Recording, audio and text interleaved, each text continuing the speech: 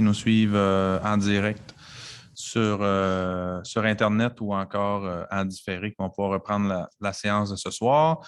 Nous sommes le lundi 4 octobre 2021. C'est la dernière séance du conseil municipal actuel.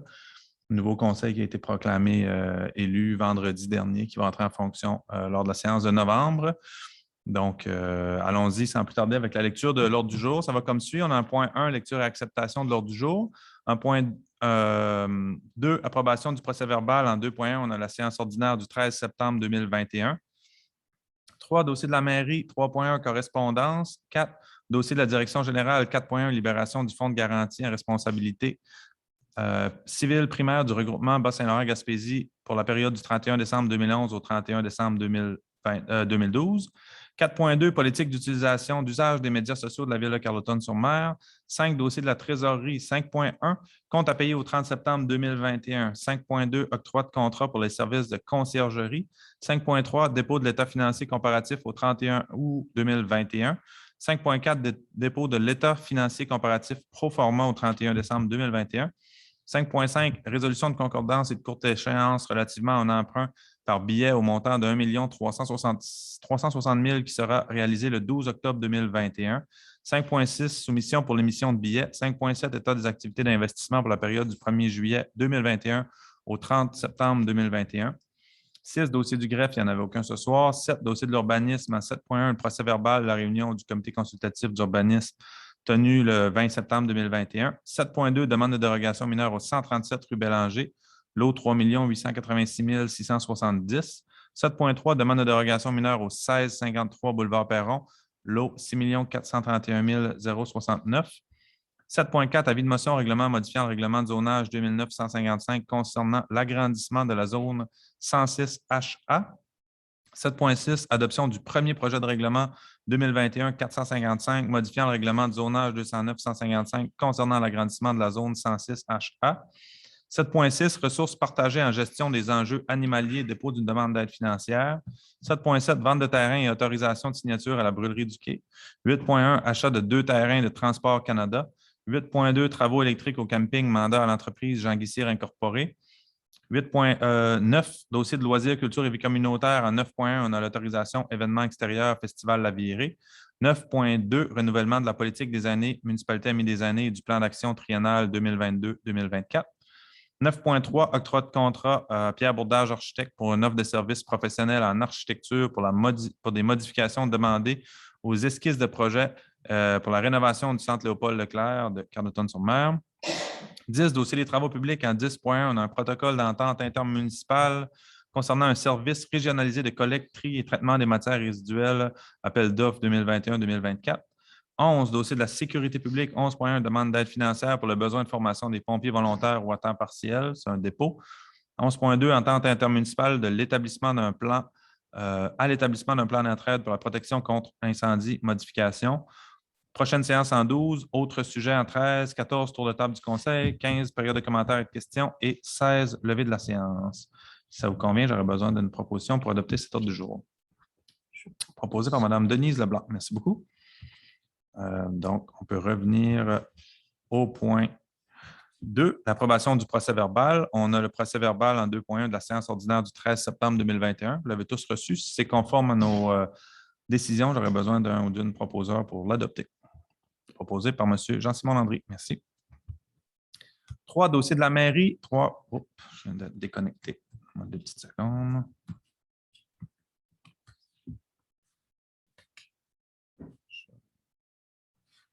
« 3.1, correspondance. Au cours du dernier mois, on a eu une première correspondance du ministère des Transports du Québec, le MTQ. Donc, en juillet, on avait adopté une résolution au Conseil au début de l'été pour demander au ministère des Transports de nous faire un suivi, d'être diligent dans le dossier de la 132. Là, on doit refaire la 132 de la rue du Quai et la rue de la Fabrique. Et puis, on n'avait pas de suivi du ministère. Donc, ils nous ont répondu suite à cette résolution-là. Donc, ce qu'ils nous disent essentiellement, c'est qu'ils travaillent à finaliser le dossier d'études d'opportunité et ils font aussi une étude économique de la solution qui est en cours. Et ce qu'ils souhaitent, c'est nous livrer cette étude-là à l'automne 2021. La prochaine étape c'est vraiment de faire une présentation de notre dossier à un comité d'approbation ministériel pour qu'on puisse rentrer dans la machine avec le gouvernement et devenir officiellement un projet à leurs yeux et donc pouvoir avancer. Donc, le ministère des Transports nous confirme que ça chemine de leur côté. Ensuite, on a eu une correspondance à la MRC d'Avignon. En fait, c'est un chèque au montant de 66 065 qui nous a été transmis. C'est le premier versement des contributions volontaires pour le parc Mesgi'g-Ugjussen. Ensuite, on a reçu une pétition des résidents du chemin Bugeaud, des propriétaires de chalets là, qui sont sur la montagne, des Bugeaud, qui souhaitent que la ville intervienne dans le chemin d'accès pour refaire une partie du chemin. Là. Ils demandent une intervention considérant une détérioration rapide de la route. Ensuite, la Correc, c'est notre centre d'urgence 911 là, qui est situé à Rimouski. L'ensemble des municipalités qui adhèrent là, participent financièrement à la Correc. Et cette année, il y a un montant de 8 527,89 qui nous a été transmis là, en guise de redistribution des excédents. Il y a des excédents de fonctionnement pour l'année financière 2020-2021. Autre correspondance, Association des pompiers de Carleton-sur-Mer qui demande au conseil municipal et à notre directeur général, M. Audette, de s'asseoir pour former un groupe de travail pour éventuellement négocier, évaluer et négocier des conditions de travail pour trouver des pistes d'amélioration possibles. Là, on n'a pas d'entente ou de convention avec notre service de sécurité incendie, ce qui se fait souvent dans les municipalités. Donc, ils nous ont fait cette demande-là qu'on a accueillie. Là, on va s'asseoir avec eux pour revoir un peu leurs conditions de travail. Ensuite, Fondation Santé Belle et Chaleur qui nous remercie pour avoir participé au tournoi de golf Une dose de bonheur. Donc, qui s'est tenu le 27 août dernier. L'événement a permis d'amasser 98 978 pour la Fondation. Voilà pour les correspondances. Dans les dossiers de la Direction générale, en 4.1, on a la libération du fonds de garantie en responsabilité civile primaire du regroupement Bas-Saint-Laurent-Gaspésie pour la période du 31 décembre 2011 au 31 décembre 2012. Essentiellement, les municipalités de l'Est du Québec se regroupent pour mettre en commun les services d'assurance. Donc, on fait partie d'une mutuelle et dans le cadre de ce regroupement-là, il y a une partie, chacune des municipalités contribue à un fonds qui est utilisé pour des petites réclamations. Quand il y a des petites réclamations, plutôt que de passer par l'assureur, on utilise ce fonds-là pour se couvrir entre nous. Et il y a eu un changement d'assureur pour la période du 31 décembre, là on est en 2011, entre 2011 et 2012, donc il y a quand même quelques années, tout près de 10 ans. On avait un fonds de garantie de 125 000 puis il n'a pas été utilisé au complet. Donc, il y a une redistribution qui est faite aux municipalités qui ont contribué à ce fonds-là, au prorata. Il reste 16 030 dans le fonds. Ce que ça nous donne à Carleton-sur-Mer, de notre part de ce montant-là, c'est l'équivalent de 1 200 qui nous est retourné avec cette résolution-là. Donc, ce qu'on vient faire ce soir avec la résolution, c'est d'autoriser l'Union des municipalités du Québec, l'UMQ, qui est responsable de la mutuelle, de procéder au versement du reliquat du dit fonds de garantie aux membres du regroupement Bas-Saint-Laurent-Gaspésie dans les mêmes proportions que ceux-ci qui ont contribué lors de sa constitution. Si jamais il y a une demande qui revient plus tard dans les années, une réclamation qui touche ces années-là, les municipalités auront contribué, mais le fonds existe encore. C'est simplement que à cette époque-là, on était avec Promotuel. Là, on a changé d'assureur. Donc, c'est plus au niveau technique, là, il y a des petits changements. Mais donc, avec cette résolution-là, on vient confirmer, on vient chercher 1 200 qui retournent à la ville. Quelqu'un propose la résolution? Proposée par M. Jean-Simon Landry. Merci.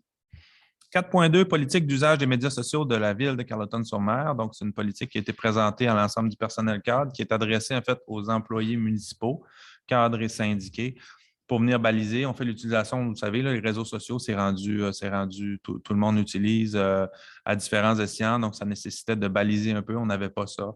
Et donc, pour éviter qu'il y ait des débordements, qu'il y ait des commentaires qui soient faits à l'égard de la ville, par exemple, par les employés, ce qu'on vient dire, en gros, dans cette politique-là, c'est on veut s'assurer que ce soit les employés municipaux qui sont en charge des communications, qui gèrent les communications de la ville. Donc, s'il y a des bonnes nouvelles ou s'il y a des enjeux qui touchent la municipalité, bien, on passe par le service des communications plutôt que chacun individuellement ait commenté ou faire des publications sur les réseaux sociaux qui touchent la ville.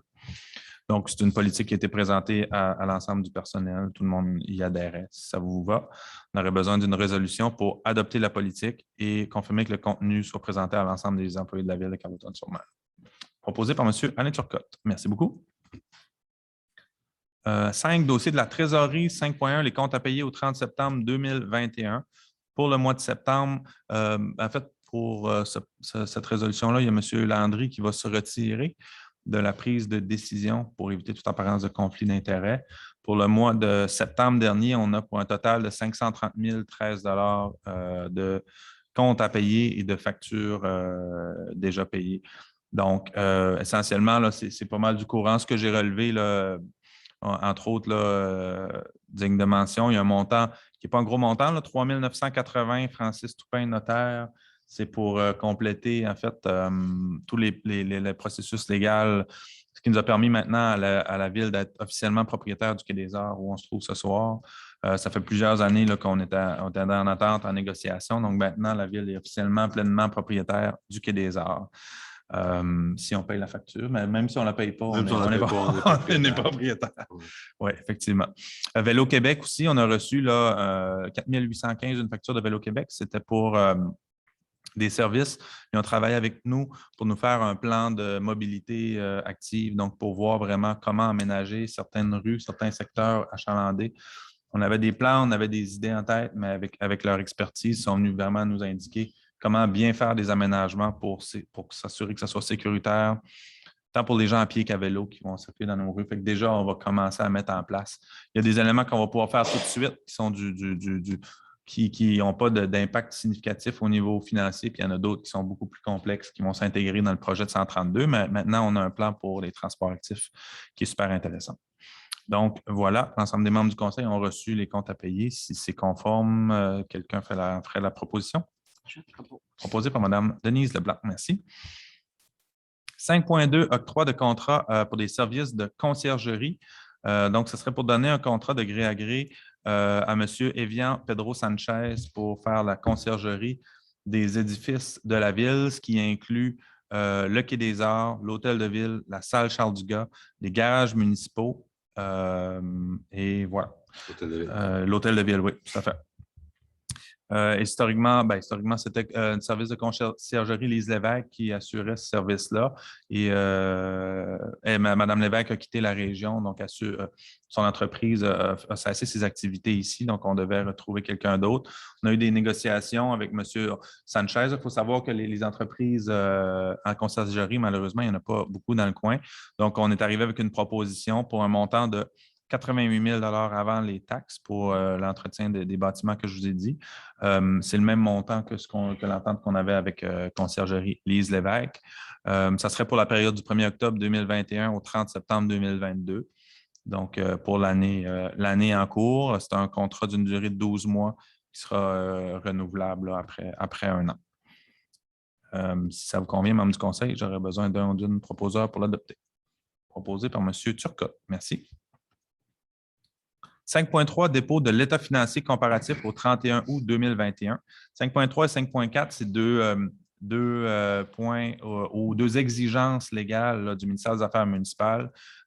Tous les automnes, l'ensemble des municipalités du Québec doivent adopter ça. Donc, le premier, c'est les états financiers comparatifs au 31 août 2021. On vient voir où on en était au niveau de nos états financiers au 31 août 2021 et cette année, on en est où? Pour comparer un peu les deux années, je vous dirais que c'est une obligation qu'on a, c'est un document qu'on va remettre au ministère des Affaires municipales, mais c'est un comparatif qui peut être boiteux parce que, dépendamment des factures, des fois, il y a des gros montants qui vont rentrer au mois d'août, d'autres au mois de septembre. Donc, c'est difficile de se faire une idée sur l'état des finances de la ville quand même à partir de ces données-là.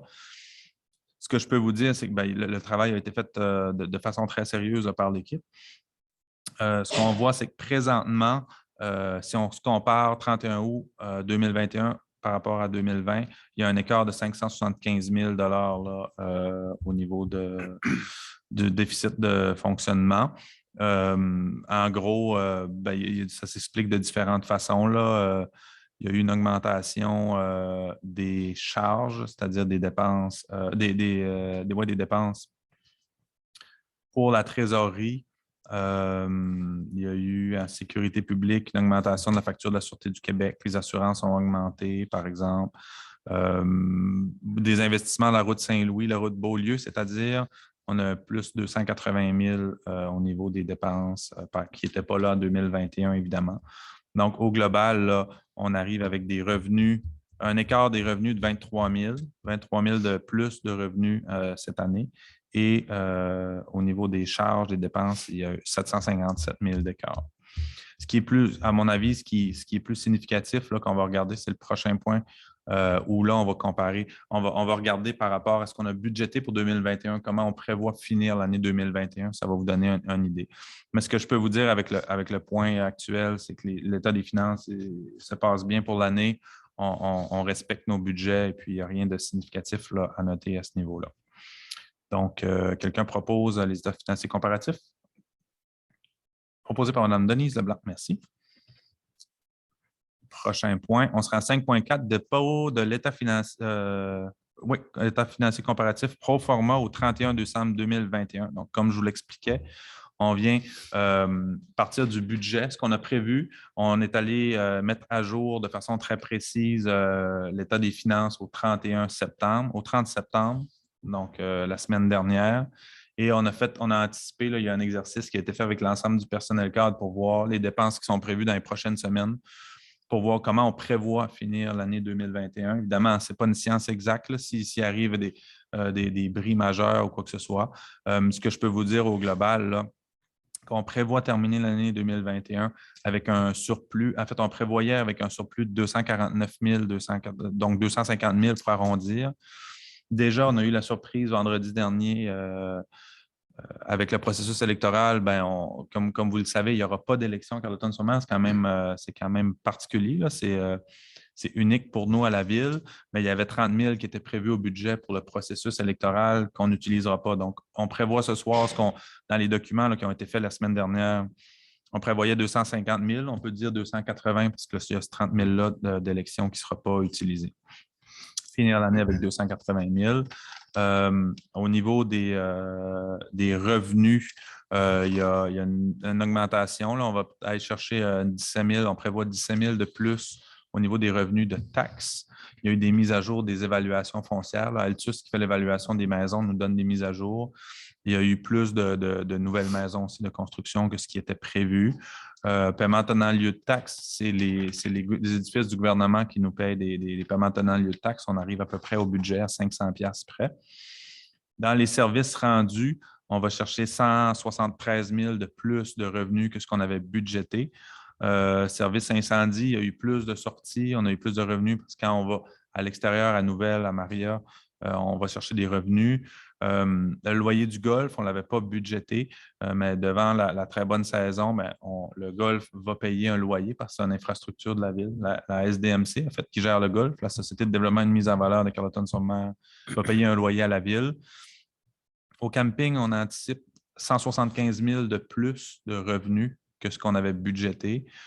Diminution à l'Arena de 28 000 des revenus. Une augmentation aux arpents verts. On a eu une très bonne saison aussi l'année passée.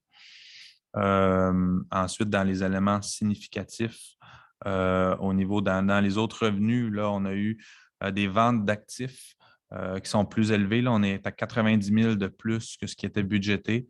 Ça, c'est quand on vend des équipements. Ce qui est inclus là-dedans, qui était dur à budgéter, c'est entre autres les terrains que la ville a dans la rue Comeau, où est le nouveau développement, le quartier Espace Nature. On a vendu quelques terrains, vous l'avez vu peut-être. Là, il y a des jumelés qui sont en construction présentement, notamment.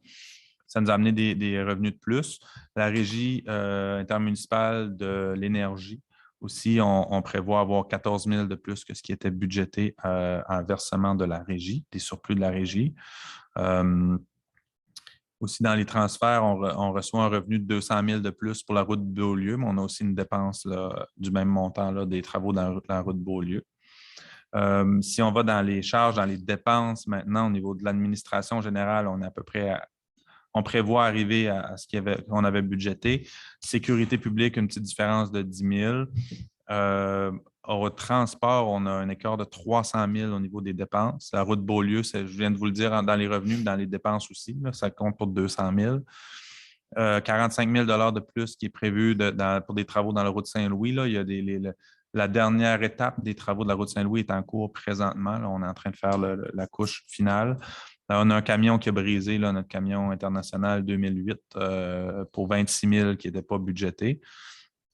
Hygiène du milieu, 67 000 de plus de dépenses que prévu.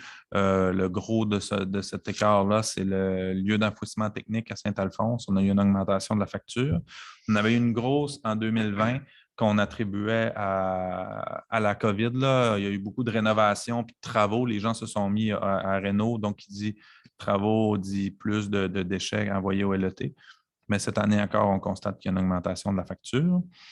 Santé bien-être, c'est pas mal pareil. En aménagement, urbanisme et développement, on a eu une diminution de 45 000 au niveau des salaires pour les employés à l'entretien des parcs et au camping. Loisirs culture, il y a 32 000 de moins de dépenses à l'Arena. L'Arena a été moins utilisée l'année passée pour le contexte qu'on connaît. Il y a des petits changements là. Frais de financement aussi, on n'a pas eu de règlement d'emprunt l'année passée, ça fait que ça a fait diminuer les intérêts payés de 13 000 par rapport à ce qu'on avait budgété. Donc, au final, comme je vous disais, on prévoit à date d'aujourd'hui finir l'année avec un surplus de 2021 d'environ 280 000. Ça sera confirmé avec les états financiers au printemps prochain, mais c'est ce que la situation nous prévoit. Donc, on est en bonne situation financière. Ça va bien. On a eu des surprises positives, d'autres un peu négatives, mais au final, on arrive avec un surplus anticipé en date d'aujourd'hui. Donc, pour ce point-là, j'aurais besoin de... C'est simplement un dépôt. On n'a pas besoin de résolution, finalement, je pense, M. Audit. C'est un dépôt. C'est un dépôt, donc on n'a pas besoin de résolution. 5.5, cette fois-ci, une résolution de concordance et de courte échéance relativement à un emprunt par billet au montant de 1 360 000 qui sera réalisé le 12 octobre 2021. 5.5 et 5.6 sont 2 points qui sont reliés. On va en refinancement. On a des règlements d'emprunt qui, quand on fait du financement, c'est pour 5 ans. À tous les 5 ans, on doit renouveler comme un emprunt hypothécaire pour ceux qui sont familiers. Donc, on a 5 règlements d'emprunt qu'on met en commun, qu'on va faire du refinancement. Premier projet de résolution, c'est pour aller chercher un billet de courte échéance pour le montant, un billet daté du 12 octobre pour le montant prévu de 1,3 million. 1 360 000 très exactement. Quelqu'un propose la résolution de concordance en 5.5? Proposé par M. Turcotte ou M. Alain Turcotte. Merci. 5.6, on est allé dans la soumission. Donc, on a reçu, toujours pour le règlement d'emprunt d'1 million, la mise en commun, en fait, le refinancement de 1 360 000. Il y a 3 soumissionnaires qui ont déposé. La Banque royale du Canada à 1,81 % Financière Banque nationale à 1,76 % et Desjardins de la Baie des Chaleurs pour 1,74 %. C'est les taux d'intérêt qui sont prévus. Donc, le plus bas soumissionnaire conforme étant Desjardins la Caisse Desjardins de la Baie des Chaleurs. Donc, on se doit ce soir d'accepter l'offre de Desjardins. Pour ce point-là, Mme Leblanc va se retirer de la prise de décision. Là, c'est retiré pour éviter toute apparence de conflit d'intérêt. Quelqu'un propose? Je propose. Proposé par M. Parent. Merci. 5.7, maintenant, état des activités d'investissement pour la période du 1er juillet 2021 au 30 septembre 2021. Juillet, août, septembre, pour ces 3 mois-là, on a eu pour un total d'investissement dans les immobilisations de 97 832,44 très exactement. Si je vais à grands traits là, dans l'ensemble des membres du conseil, évidemment, on a reçu tous les détails, là, mais on a fait l'acquisition d'un système téléphonique là, de téléphonie IP. Il y a un coût à acquérir les équipements, mais il y a une diminution sur du long terme, sur le contrat de 3 ans, là, des frais mensuels, entre autres, là, importants. Ça nous permet de faire des économies. On a fait une réfection dans le réseau de la route du camping pour 7 200. On a fait des travaux à l'écocentre Richard Nadeau pour 8 381. Stationnement, on a fait des aménagements autour du quai, 1 400. Pistes cyclables sur le banc, 5 600. Prolongement du trottoir de bois et à la rue du Quai, 5537. Les travaux sont en cours, là, vous allez le voir. Des aménagements au terrain de tennis à l'OTJ de 743. Station Biciborne qui est au Parc des Horizons pour faire la réparation des vélos, 3139. Des équipements aux arpents verts, les améliorations au bâtiment aux arpents verts pour 46 954. D'ailleurs, vous allez pouvoir le constater cet hiver là, à l'ouverture, mais il y a eu des gros travaux qui ont été faits pour les cuisines, les salles de bain, aux arpents verts, refaire la surface des planchers. On a fait l'acquisition de matériel de jeu, donc on vient vraiment rehausser l'expérience à notre centre de plein air. Au camping, on a fait des améliorations au système, au réseau sans fil Wi-Fi, 2099 des améliorations au garage du Golf pour 1950, ensuite des petits montants. Donc, ça totalise 97 000, comme je vous disais, 832 d'investissement en immobilisation. Quelqu'un propose? Je propose. Proposé par Mme Denise Leblanc. Merci. 6 dossiers du greffe, il n'y en avait aucun. En urbanisme, 7.1, on a le procès-verbal de la réunion du comité consultatif d'urbanisme du 20 septembre 2021. Simplement dépôt de cette rencontre-là. Lors de cette rencontre, il y a 2 points qui nécessitaient des demandes de dérogation mineure qui ont été traitées. Le premier, c'est un 7.2, demande de dérogation mineure au 137 rue Bélanger, le lot 3 886 670. Ce point-là, Mme Richard va se retirer de la prise de décision pour éviter toute apparence de conflit d'intérêts. C'est un jumelé, en fait, qui est dans la rue Bélanger, qui a été construit en 1988. Ce qu'on a constaté, là, ce que notre responsable d'urbanisme a constaté, c'est partout dans la ville, les marges de recul latérales, donc l'espace qui est nécessaire entre le côté de la maison et le terrain, c'est de 2 mètres minimum. Et sauf dans cette zone-là où est située la rue Bélanger, nos règlements de zonage demandent une marge de 4 mètres. On ne sait pas d'où ça vient, pourquoi c'est comme ça dans cette rue-là. Éventuellement, ça sera à modifier. Mais donc, on a un bâtiment qui est à 1,64 mètres de la limite plutôt que le 4 mètres qui est exigé dans la zone. Il a reçu les permis de construction en 88 valides. On pense que tout a été fait selon les normes. Là. Des fois, il y a des écarts là, qui peuvent se produire. On n'avait peut-être pas la précision d'aujourd'hui. Mais donc, le bâtiment est dérogatoire parce qu'il est trop près de la ligne, donc à 1,64 au lieu du 4 mètres actuel. Et la deuxième dérogation, toujours pour cette même adresse, même marge du côté latéral, mais dans le côté du jumelé, il y a un petit balcon. Et le balcon est à 0,55 mètres de la ligne du terrain. Le minimum requis en vertu de notre réglementation sur le zonage, c'est 2 mètres. Donc, le balcon est aussi trop près de la ligne. Ça donne sur le garage d'un voisin. Il n'y a pas de changement. Là, ça n'a pas d'impact sur les voisins. Le permis a été obtenu en bonne et due forme. Donc, pour ces raisons-là, le comité consultatif d'urbanisme recommande d'accepter la demande de dérogation mineure. Si vous êtes d'accord, est-ce qu'il y avait une consultation de cette demande-là? Oui. Pas indiqué, mais... Donc, il y aurait une consultation. Si des gens dans la salle ou en ligne ont des questions spécifiquement sur cette demande de dérogation mineure-là, vous pouvez le faire à l'instant. Je ne vois pas de questions.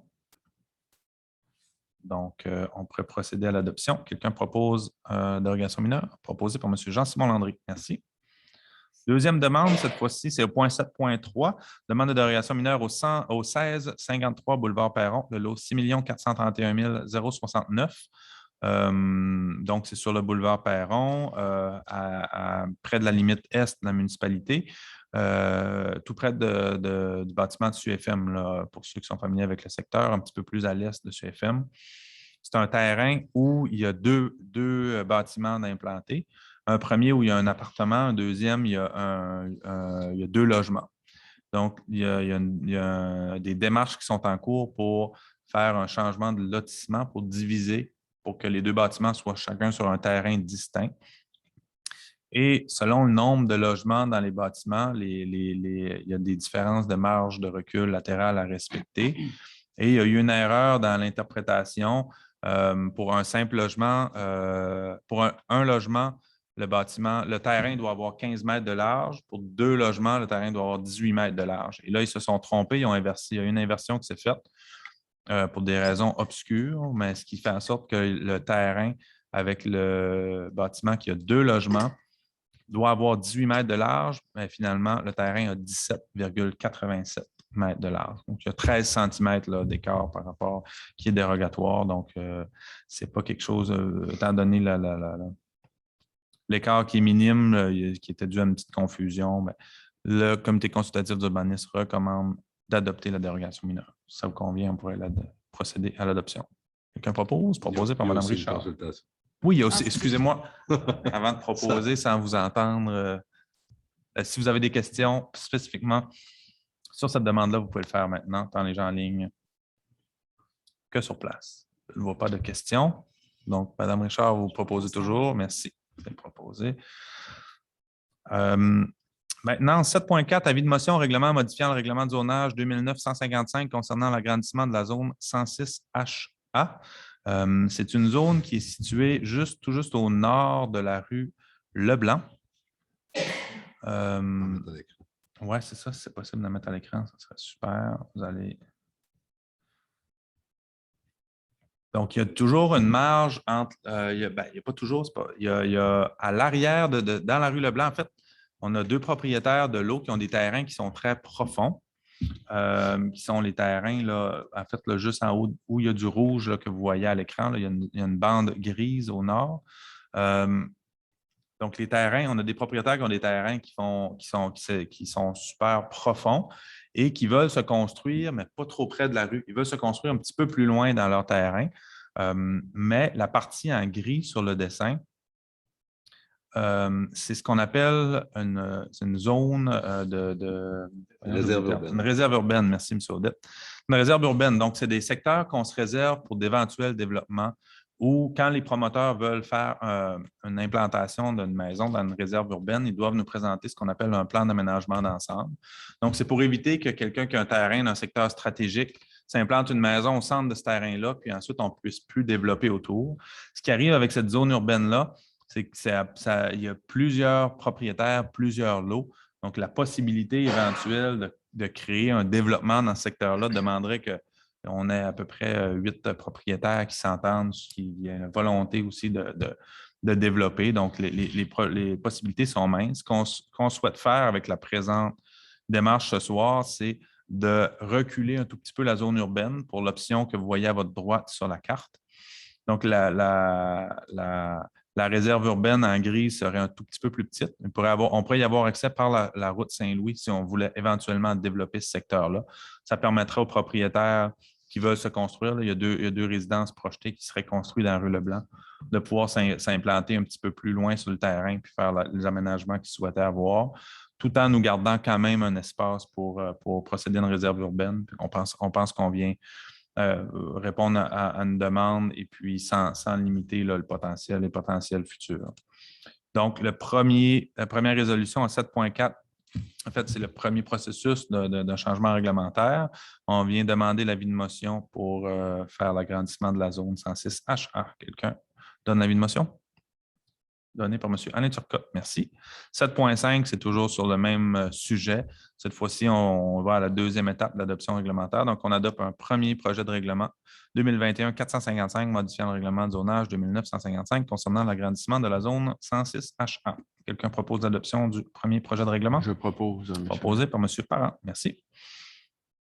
7.6. Ressources partagées en gestion des enjeux animaliers, dépôt d'une demande d'aide financière. Ça, c'est depuis maintenant environ 1 an.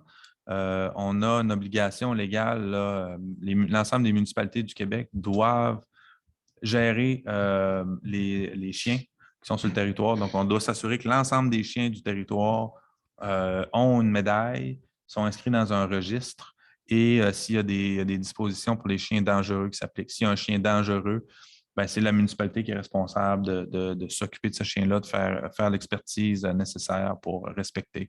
Puis, il y a des normes au niveau des laisses et compagnie. Ce qu'on souhaite faire avec cette résolution-là, c'est travailler avec l'ensemble des municipalités de MRC d'Avignon et de Bonaventure, les 23 municipalités, se mettre en commun. On veut aller chercher une aide financière dans un programme du ministère des Affaires municipales.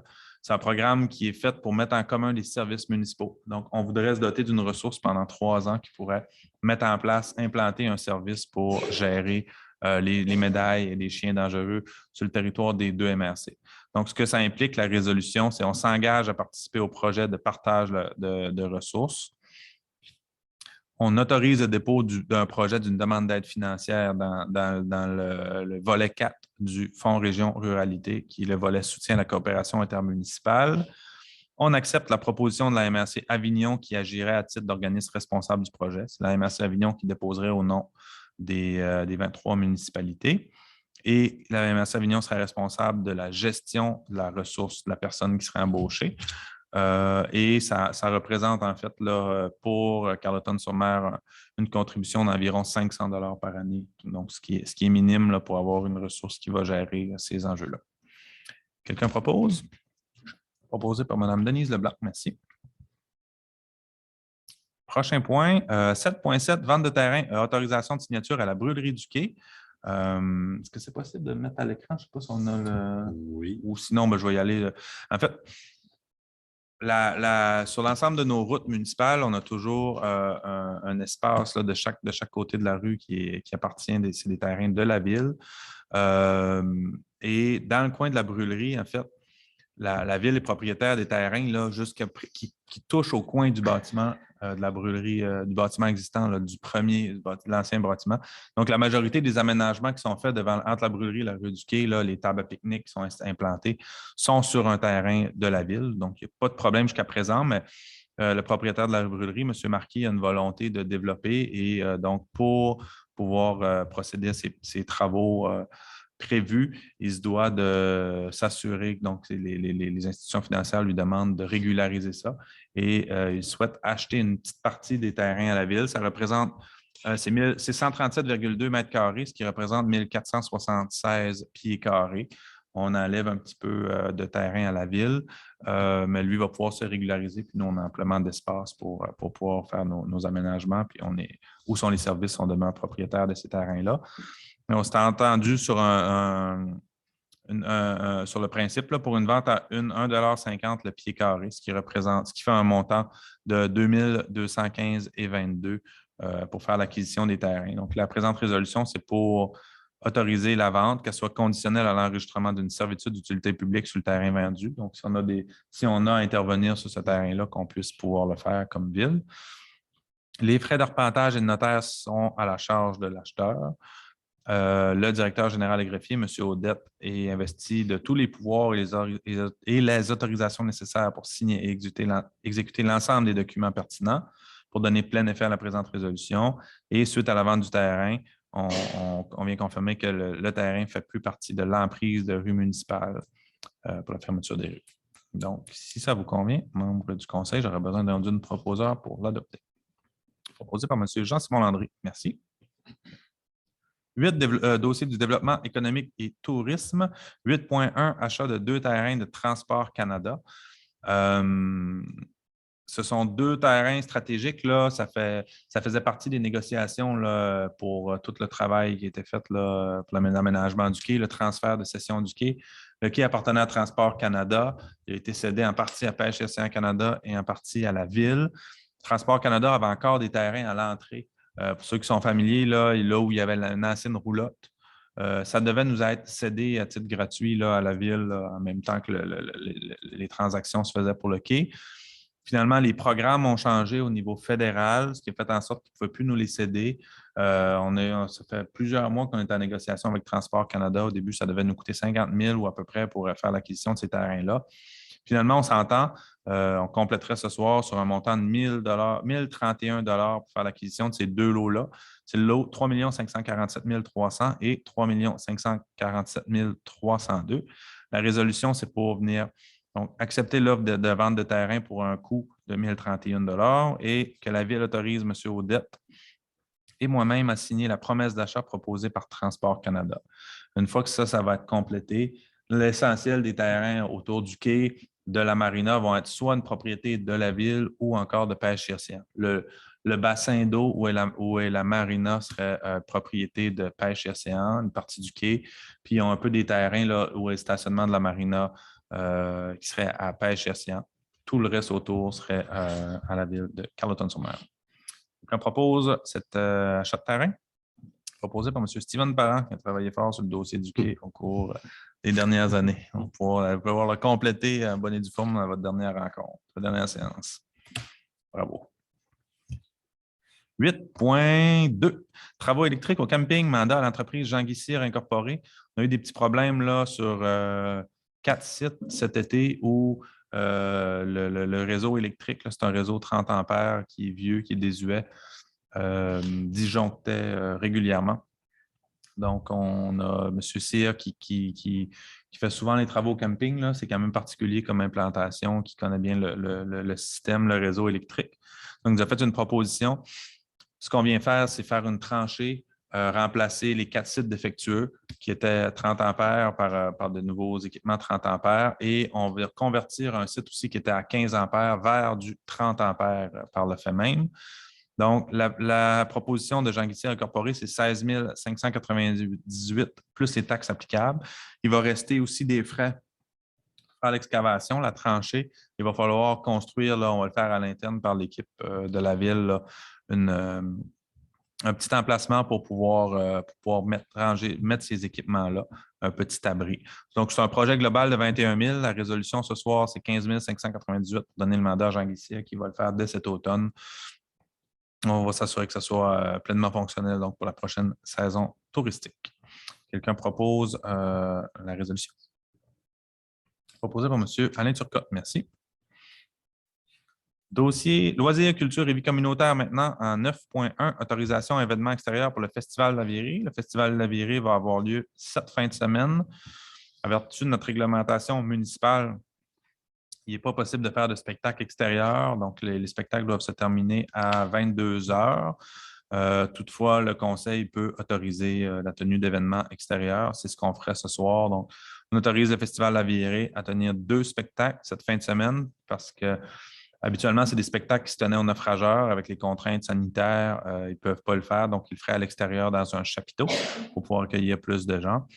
Donc, ce serait les 8 et 9 octobre prochains pour ces événements extérieurs-là qui sont autorisés de 21h30 à minuit 30. Quelqu'un propose? Proposé par Mme Richard, merci. 9.2, renouvellement de la politique des aînés, municipalité Amis des aînés et du plan d'action triennal 2022-2024. Donc, c'est un gros projet de renouvellement de notre politique municipalité Amis des aînés qui se complète. En fait, l'ensemble des municipalités de la MRC d'Avignon se sont mises en commun, ont embauché deux personnes de ressources qui ont travaillé à la mise en commun de toutes les politiques municipalités Amis des aînés des municipalités du territoire. Il y a des éléments qui demeuraient très municipales, qui sont restés dans les politiques municipales, puis on a aussi une politique MRC qui a été créée pour des actions plus larges pour l'ensemble du territoire. Ce soir, ce qu'on vient faire, c'est d'adopter le plan d'action qui a été validé par l'ensemble des membres du conseil. C'est un plan d'action sur 3 ans qui est super intéressant avec une foule de projets d'action qui sont prévus pour nos personnes âgées. Il y a beaucoup d'actions à caractère intergénérationnel aussi pour faciliter les mariages. Donc, on est très, très fiers de cette politique-là et très, très heureux de pouvoir l'adopter ce soir. Donc, la présente résolution, c'est pour adopter la politique municipalité Amis des aînés, pour mandater notre directeur général à communiquer le nom des personnes parce que dans la politique, il y a la formation d'un comité aussi qui est prévu. On a c'est des citoyens qui s'impliquent sur ce comité-là, qui se sont impliqués sur la mise à jour. Il restera à mandater une personne, un membre du conseil municipal à siéger, là, que j'attendrai pour nommer cette personne-là. On pourra le faire là, suite à une fois que le nouveau conseil sera en fonction. Là, donc, sous peu, on aura à déterminer là, un ou une conseillère qui pourra participer à ce comité-là. Et en même temps, on appuie la demande d'aide financière de la MRC d'Avignon. La MRC va déposer une demande d'aide au programme de soutien à la démarche MADA, volet 2, pour se doter d'une ressource. Là, on avait 2 personnes à la MRC qui ont travaillé pour mettre à jour les politiques et en créer une au niveau MRC. Et là, on vient leur donner notre appui pour qu'ils puissent embaucher une personne qui va mettre en œuvre, qui va travailler avec l'ensemble des municipalités puis tous les comités du territoire pour mettre en œuvre ces politiques-là. Donc, voilà, si ça vous convient toujours, j'aurais besoin d'une proposeur pour l'adopter. Proposé par Mme Denise Leblanc. Merci. Prochain point, 9.3, octroi de contrat pour à Pierre Bourdage Architecte, une offre de services professionnels en architecture pour des modifications demandées aux esquisses de projet pour la rénovation du centre Léopold-Leclerc de Carleton-sur-Mer. C'est notre aréna. Vous le savez, on a reçu du financement, un financement important, 1,8 million pour refaire l'aréna. On avait des esquisses préliminaires suite à des analyses peut-être un peu plus poussées, des différentes discussions. On a des contacts avec la firme d'architectes qui ont travaillé sur les esquisses préliminaires. Ce qu'on veut faire, c'est venir modifier pour s'assurer que le bâtiment soit accessible aux personnes à mobilité réduite, qu'il y ait une accessibilité universelle, ce qui n'est pas le cas présentement. Il était prévu d'avoir, dans le projet initial, une passerelle à l'extérieur pour que les gens à mobilité réduite puissent avoir accès à la mezzanine. On refait les salles de bain à la mezzanine pour les adapter. Mais ce qu'on a constaté, c'est que cette passerelle-là serait peut-être trop longue, trop complexe. Donc, ce qu'on vient faire, c'est qu'on demande à nos architectes de revoir pour enlever la passerelle et d'implanter un monte-personnes à la place. Et l'objectif, c'est que les gens aient accès, les personnes à mobilité réduite aient accès à la mezzanine, mais aussi à l'étage là, où est la glace. Donc, selon les architectes, c'est possible. La passerelle, ce qu'on pensait être quelque chose de relativement simple, ce qu'on constate, c'est que c'est quand même des coûts importants et des coûts d'entretien et d'implantation. Donc, on va revoir ça pour pouvoir répondre aux besoins puis peut-être mieux répondre en fait aux besoins des personnes à mobilité réduite. On vient aussi en même temps faire des petites modifications pour revoir où est située la cantine et le bar pour les déplacer. Là, la cantine est à l'entrée au niveau de la glace. On la déplacerait à la mezzanine. Donc, Pierre Bourdage Architecte nous a fait une offre de service, déposé une offre de service au montant de 12 742 sans les taxes. Donc, la présente résolution, c'est pour accepter cette offre de service-là. Et on viendrait confirmer dans la résolution que la dépense de 12 742 soit financée par les activités de fonctionnement en attendant l'approbation du projet de règlement d'emprunt. Donc, on vient le payer directement même le budget 2021 et lorsque le règlement d'emprunt global autour de 4 millions pour l'Arena sera prêt, c'est une dépense qui va être financée en partie par la subvention qu'on va recevoir. On va venir l'appliquer plus tard. Quelqu'un propose le CRA de contrat? Proposé par M. Jean-Simon Landry. Merci. 10, dossier des travaux publics. 10.1, protocole d'entente intermunicipale concernant un service régionalisé de collecte, de transport, de tri et de traitement des matières recyclables. Appel d'offres 2021-2024. Les contrats sont scindés de différentes façons pour les matières résiduelles. Là. On a des contrats pour la gestion des matières résiduelles, le bac vert, et pour le bac bleu, les matières recyclables. On travaille avec la MRC. Les municipalités de la MRC se mettent en commun. Nous, historiquement, on était en commun avec l'ensemble des municipalités pour le tri et le traitement des matières. Donc, une fois que les matières sont rendues à Montjoly pour s'occuper de ça. Cette fois-ci, pour le nouveau contrat de 3 ans, on a décidé d'adhérer aussi avec l'ensemble des municipalités dans l'objectif de faire des économies de coûts pour la collecte. Donc, ce soir, on vient donner le mandat pour la collecte, les camions qui vont passer, récupérer et le traitement, le tri des matières résiduelles, des matières recyclables. On travaillerait avec les 11 municipalités de la MRC.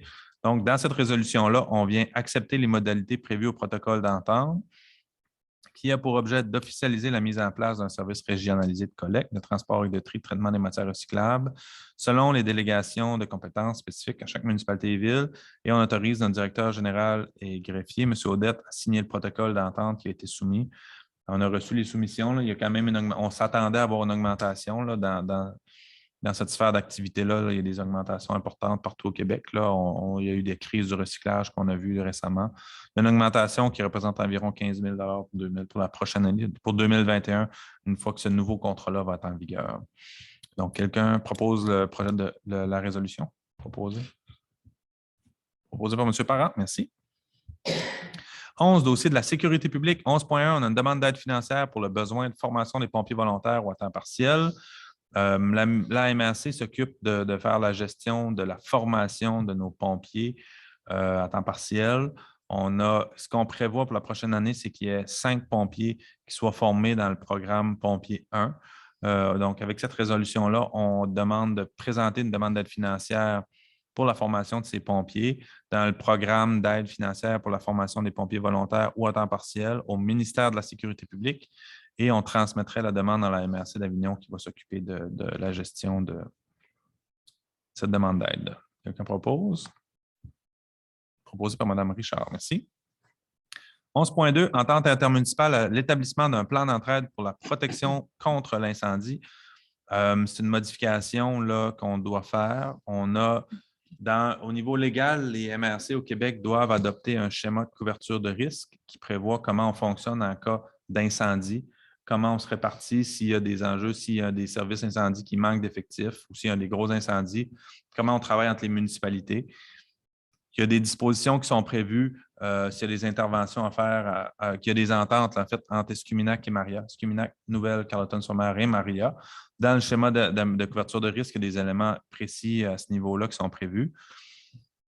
Donc, c'est des obligations qu'on a. On doit respecter le schéma d'aménagement. Ce qu'on a constaté, c'est que dans l'entente qu'on a signée, les 4 municipalités que je vous ai dit, que je viens de vous nommer, il y avait quelque chose qui se faisait là, au niveau de la répartition. S'il y avait un feu à Escuminac, par exemple, on pouvait être appelé en renfort à Carleton-sur-Mer. Ça se faisait déjà, mais ce n'était pas écrit dans notre entente. Donc, pour respecter ce qui est écrit dans le schéma de couverture de risque, on se doit de faire une petite modification à notre entente intermunicipale pour venir préciser ce mode de fonctionnement-là au niveau de l'entraide pour les services incendies. Donc, c'est vraiment un article qu'on rajoute à l'entente entre les 4 municipalités, tout simplement. Quelqu'un propose cette modification? Proposée par Mme Denise Leblanc. Merci. 12, prochaine séance. La prochaine séance, est-ce qu'on a déterminé, M. Audette? Oui, lundi le 15 novembre. Lundi 15 novembre, avec le nouveau conseil qui sera proclamé élu, assermenté, c'est-à-dire qui est déjà proclamé élu, qui sera assermenté au cours de la semaine prochaine. 15 novembre 2021. Le lieu reste à préciser. La dernière fois, j'ai dit que la prochaine rencontre allait être à l'Hôtel de Ville. Finalement, nous sommes au Quai des Arts. Donc, je suis désolé pour ceux qui se sont déplacés à l'Hôtel de Ville. Je ne me prononcerai pas ce soir sur le lieu de la prochaine rencontre. On verra en fonction des exigences sanitaires. Mais ça vous sera communiqué là, par nos différents outils de communication dès que la décision sera prise. Autre sujet, il n'y avait pas d'autres sujets ce soir. On pourrait passer à tour de table du conseil, à commencer par Mme Leblanc. Merci à vous, Monsieur le maire. Mais je pense que vous l'avez dit à quelques reprises qu'il n'y aura pas d'élection municipale cette année à Carleton-sur-Mer. C'est très particulier et surtout très inattendu pour notre part à nous qui étaient là auparavant. Donc, je voudrais quand même profiter de ce moment-là pour dire que je suis très fière de représenter à nouveau la ville en tant que conseillère municipale et surtout, je tiens encore une fois à vous dire un très gros merci pour votre confiance. Je suis très honorée. Merci. Merci, Mme Leblanc. M. Turcotte? Bonsoir tout le monde. Dans le même ordre d'idée, je fais 3 ans et demi que je suis avec le conseil présent, puis j'ai adoré mon expérience. Donc, ça m'a donné le goût de continuer. Et puis, à ma grande surprise, on a été élu sans opposition. C'est vraiment spécial. Et je m'engage donc à travailler avec le nouveau conseil au meilleur de mes connaissances, au bien-être de la ville de Carleton et des citoyens. Merci. Merci. M. Landry. Merci, M. le maire. Évidemment, vous comprendrez que je partage les propos qui viennent d'être tenus par M. Turcotte et Mme Leblanc. C'est un plaisir et un honneur de représenter les citoyens de Carleton-sur-Mer. Ce sera un plaisir, j'en suis convaincu, de travailler avec M. Régis qui est avec nous, qui vient d'être élu aussi au prochain conseil. Sylvie, qui sera avec nous au prochain conseil. Fait que, je vous souhaite la bienvenue à l'avance. Pour faire un petit retour rapide sur ce qu'on vient de vivre dans les 4 dernières années, j'aimerais dire merci à M. Audette, qui est une personne ressource extrêmement compétente et extrêmement agréable avec laquelle travailler. Merci pour ces 3 années et quelques mois. Merci à Mme Richard, puis un merci particulier au maire, puis finalement à M. Steven Parent, un genre de phare dans la nuit, un genre de guide qui a été d'un super support et ses conseils sont toujours pertinents et son recul est toujours très sage. J'ai appris quelques leçons. Je vous dis à l'avance que ça se peut qu'ils reçoivent quelques coups de téléphone puisque j'aurai besoin de conseils de temps en temps. Merci à tout le monde. Bonne soirée. C'est M. Landry, Mme Richard? Enfin, moi, je voudrais vous remercier pour la confiance que j'ai eue il y a 4 ans lorsque j'ai été élue. Puis, je quitte pas par manque d'intérêt. J'ai vraiment aimé mon expérience, mais plus pour une question de conciliation vie de famille et professionnelle. Je suis contente de ce qu'on a fait ensemble avec le conseil, avec l'équipe de la ville. Ça a été super enrichissant. Pour moi, ça a été quatre belles années. J'essaie de voir ce que je voulais dire. Là. Je m'écris des notes. Là. Mais c'est ça. C'est merci à la confiance. Merci à tous ceux avec qui j'ai pu travailler. J'ai vraiment aimé ça. Et je souhaite une bonne continuité au nouveau conseil pour les 4 prochaines années. Merci beaucoup. Monsieur Parent? Oui, bonsoir tout le monde. Mon Dieu, après 8 ans, je commence à réaliser là, que ça a été, être conseiller à Carleton-sur-Mer, ça a été une grosse partie de ma vie depuis 8 ans. J'ai vraiment adoré l'expérience. J'ai appris beaucoup, des choses qui me servent dans ma vie professionnelle, personnelle aussi. J'ai rencontré plein de monde. C'était vraiment le fun de travailler avec eux. Je voudrais simplement remercier quelques-uns. Premièrement, les employés de la ville. C'est pas toujours facile quand on travaille pour une ville. À Carleton, c'est un peu nos employés, ils ont 4000 boss. C'est pas tout le temps facile, mais on a vraiment une belle équipe, que ce soit sur le terrain et à l'hôtel de ville aussi. J'ai fait ma tournée jeudi matin après notre dernière rencontre du conseil de ville, puis j'ai fait les étages à l'hôtel de ville pour saluer tout le monde. Puis tout le monde, j'étais vraiment content. Tout le monde était vraiment de bonne humeur. Peut-être c'est parce que je quitte qu'ils étaient tous de bonne humeur, mais pas nécessairement. Écoutez, je pense en 8 ans, il y a eu beaucoup de changements de personnel, mais j'ai sorti de là, je me dis, si bol, l'équipe est de bonne humeur. Il y a eu la jeunesse qui est arrivée aussi beaucoup. Puis ça m'amène à remercier Antoine. Vraiment, Antoine, écoute, on a pris plein de décisions depuis 4 ans. On a pris des bonnes, on échappe des fois, mais ça fait partie de la game. Mais en haut de nos bonnes décisions, c'est Antoine. Puis merci, Antoine, pour ton professionnalisme, ta rigueur, puis ton leadership au sein de l'équipe aussi. Merci beaucoup. Ça a été apprécié de travailler avec toi. Je voudrais remercier le conseil. J'ai eu 2 conseils là, en 8 ans. Denise et Alain et Marie-Hélène, écoute, on travaille ensemble depuis 4 ans, puis je peux vous dire que c'est un conseil qui travaille toujours pour le bien commun, tout le temps. Tu sais, un conseil, ça prend une décision là, mais il peut avoir des répercussions là-bas. Puis il faut penser à tout ça, pas juste... Puis le conseil était vraiment, vraiment là pour le bien de tout le monde, au meilleur de notre connaissance. Puis merci, ça a été un plaisir. Je n'ai pas oublié Jean-Simon et Mathieu. On est là depuis 2013. Écoutez, on est arrivé en 2013, c'est nouveau. Tu t'assois là, tu ne sais pas trop comment que ça fonctionne. Puis c'était bien drôle. Jean-Simon et Mathieu, peut-être mes anciens élèves que j'avais eus au cégep. Ils étaient dans la vingtaine, le temps passe, hein? Ils étaient dans la vingtaine. Puis écoute, Jean-Simon peut dire qu'il a appris des choses de moi, mais moi, je peux sincèrement dire que j'ai appris aussi de la jeunesse, puis de la relève. Puis j'ai appris autant d'eux que j'ai pu apprendre, que j'ai pu leur montrer. Ça a été vraiment le fun. Mathieu, écoute, merci de ta confiance depuis 4 ans comme maire suppléant. Puis je savais, il y a 4 ans de ça, tu avais le potentiel d'être maire, tu as été élu, puis bravo. Ta courbe d'apprentissage a été encore plus grande que je pensais, puis plus rapide. Fait que merci. Puis je te souhaite bonne chance pour la préfecture. Je le souhaite pour la région aussi. Honnêtement, là. Ça fait que, écoutez, moi, je suis bien heureux. Je voudrais terminer par remercier les citoyens de Carleton-sur-Mer. C'est un compliment que je vais vous faire. Vous êtes du monde exigeant. Puis c'est pour ça que c'est dynamique à Carleton. C'est pour ça que c'est le fun à vivre. C'est pour ça que ça se développe également. Puis, changez pas. Je vois des municipalités, des fois, où ça bouge un peu moins, c'est moins dynamique, mais les gens exigent peu, puis ils ne demandent pas grand-chose. Puis, souvent, c'est ce qu'ils ont. Mais à Carleton, c'est pas ça. Continuez d'être exigeant, puis on va continuer, je pense, de se développer. Puis moi, comme citoyen pour les prochains... Sais-tu, demain matin, je tombe citoyen à Carleton-sur-Mer, lundi prochain, mais je suis super heureux de vivre ici avec l'équipe qui va avoir en place, puis côtoyer encore ce beau monde. Merci beaucoup.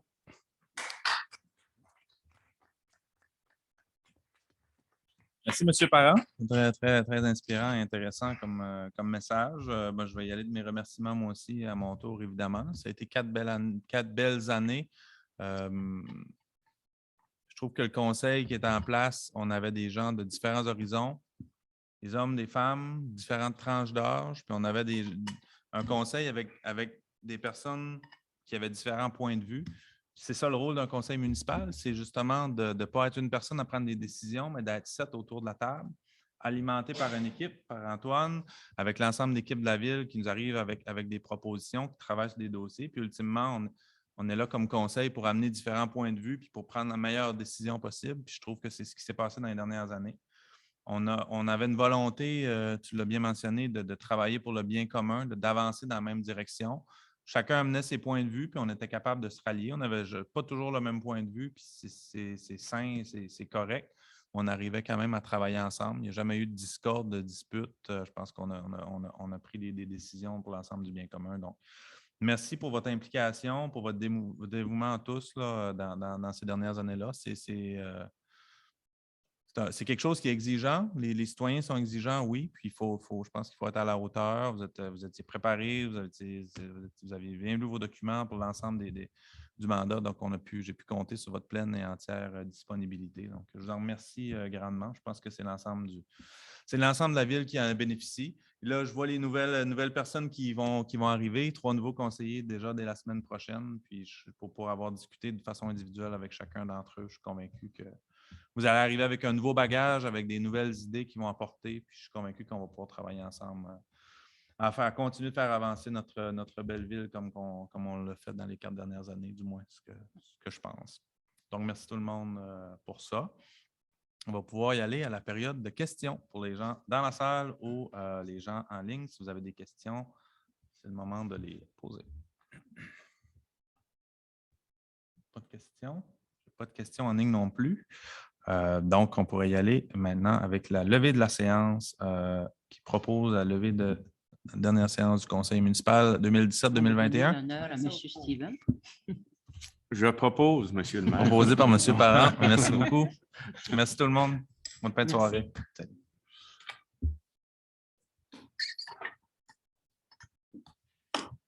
Ça y est,